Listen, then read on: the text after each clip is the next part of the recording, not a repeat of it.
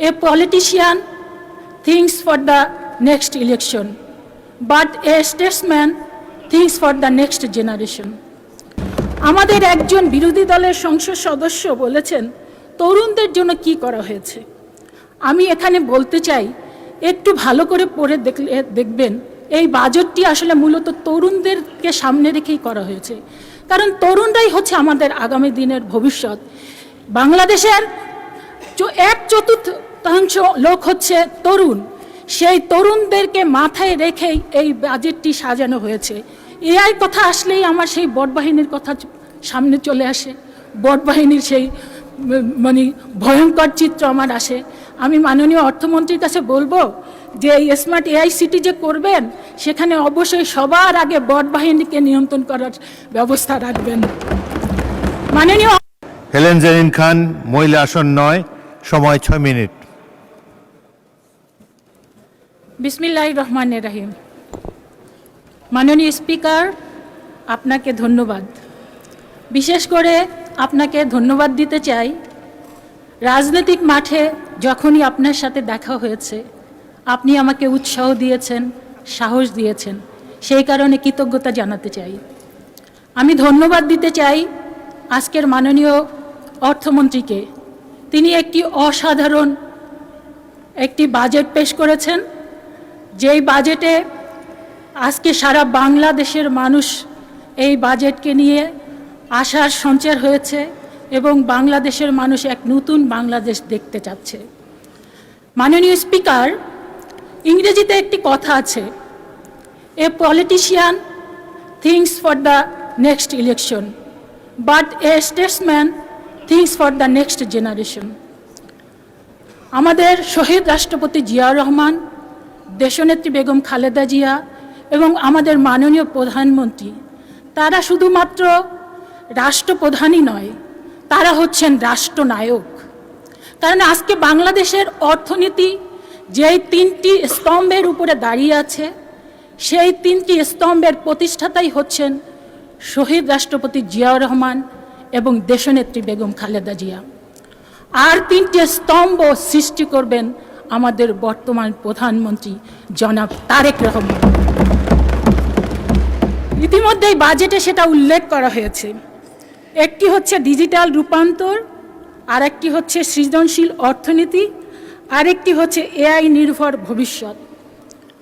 আমরা জানি আমাদের 2026-এ যে নির্বাচন হয়েছিল সেই নির্বাচনের মূল স্লোগান ছিল সবার আগে বাংলাদেশ। এবং আমরা এটাও জানি যে এই যে ম্যানিফেস্টোটি দেওয়া হয়েছিল এটি তৈরি করা হয়েছিল মাননীয় প্রধানমন্ত্রীর 31 দফা এবং শহীদ রাষ্ট্রপতি জিয়াউর রহমানের 19 দফা, দেশনেত্রী বেগম খালেদা জিয়ার ভিশন 2030 এবং জাতীয় জুলাই সনদের সমন্বয়ে। এটার অর্থনৈতিক মূল লক্ষ্য ছিল যে 2034 সালের মধ্যে বাংলাদেশের জিডিপি হবে ট্রিলিয়ন ডলার। এবং এই জায়গাতে আইসিটি খাতে ধরা হয়েছে যে জিডিপি এবং কর্মসংস্থানের ব্যবস্থা করা হবে প্রায় 10 লক্ষের মতো। এবং আমরা জানি যে এই যে 2034 সালের মধ্যে ট্রিলিয়ন ডলার যে জিডিপি করা হবে এবং আইসিটি খাতে যে 10 লক্ষ কর্মসংস্থানের ব্যবস্থা করা হবে, এটা এই বাজেটেও উল্লেখ আছে। এবং 18 মাসের মধ্যে আমরা জানি 1 কোটি কর্মসংস্থানের ব্যবস্থা করা হবে। স্টার্টআপ ফান্ড চালু, 3য় ভাষা শিক্ষা এবং টিচার অন ট্যাব। অর্থাৎ আমরা জানি যে আগামী দিনের তরুণরাই হচ্ছে আমাদের ভবিষ্যৎ। এই জায়গায় আমি একটু বলতে চাই, একটা ছোট্ট গল্প বলতে চাই মাননীয় স্পিকার।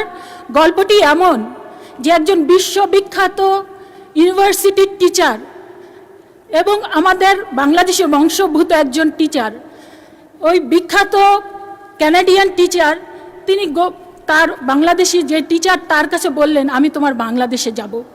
তাকে নিয়ে আসলেন এবং বাংলাদেশে আসার পরে সে জিজ্ঞেস করলেন, আচ্ছা তোমার বাংলাদেশের সবচেয়ে গুরুত্বপূর্ণ সম্পদ কি, আমি সেটা দেখতে চাই। বাংলাদেশের যেই টিচার তিনি বললেন অবশ্যই তোমাকে দেখাবো। পরের দিন তাকে সকালবেলা ঘুম থেকে উঠিয়ে নিয়ে গেলেন সদরঘাটে।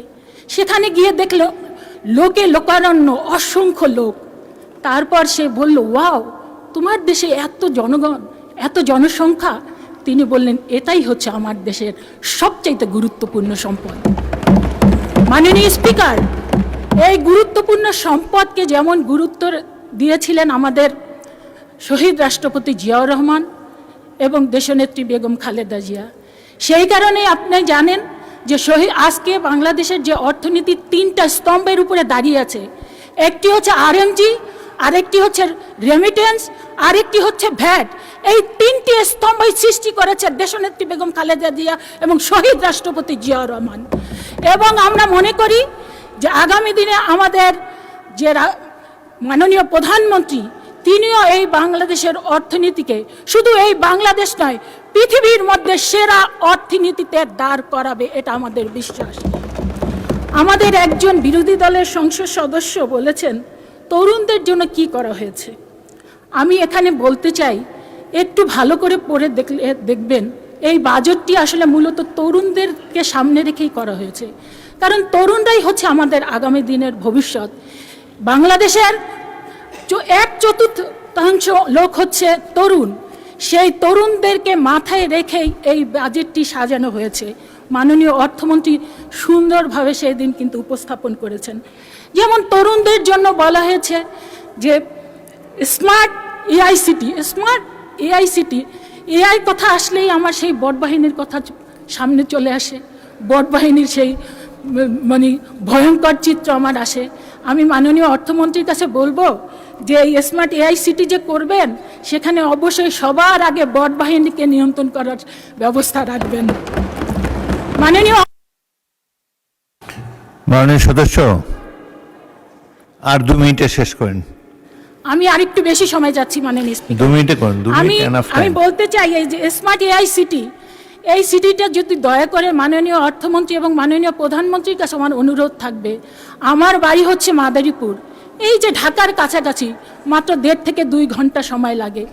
যদি এই পদ্মার ওই পারেই বাড়ি, এই স্মার্ট এআইসিটিটি যদি আমার বাড়ি মাদারীপুরে যদি করা হয়, তাহলে আমরা মাদারীপুরবাসী খুব ধন্য হব। কারণ মাদারীপুরে অসংখ্য জনগণ কিন্তু দেশে বিদেশে থাকে এবং প্রচুর রেমিটেন্স নিয়ে আসে। এখানে দেখা যায় ব্রেন ড্রেন থেকে ব্রেন সার্কুলেশনের কথা বলা হয়েছে। অর্থাৎ বিদেশে যে সমস্ত দক্ষ নাগরিকরা আছে, তাদেরকে কাজে লাগানোর জন্য শিক্ষা ও গবেষণায় কাজে লাগানোর ব্যবস্থা রাখা হয়েছে। অর্থাৎ এখানে বলা হচ্ছে যে পৃথিবীর যেখানেই থাকো, দেশে আসো আর না আসো, তুমি সেই জায়গা থেকে যাতে দেশের উন্নয়নের জায়গায় তুমি অবদান রাখতে পারো। এটা কিন্তু একটা অসাধারণ একটা দৃষ্টান্ত হবে। কারণ এই বিষয়টি ফলো করেই আমরা দেখেছি ভারত এবং তাইওয়ান কিন্তু সফলকাম হয়েছে, কামিয়াব হয়েছে।